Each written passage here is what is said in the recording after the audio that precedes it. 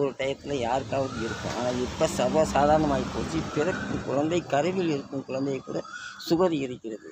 ஆனால் நாம் எப்போவுமே நம்பிக்கையை மட்டும் இழந்துடாது. நோய் என்று ஒன்றுமே இல்லை. நல்லா உழைக்கணும், உடம்பு நல்லா ஆரோக்கியமான வேறு வரைக்கும் உழைக்கணும், நம்பிக்கை வைக்கணும், அவ்வளோதான்.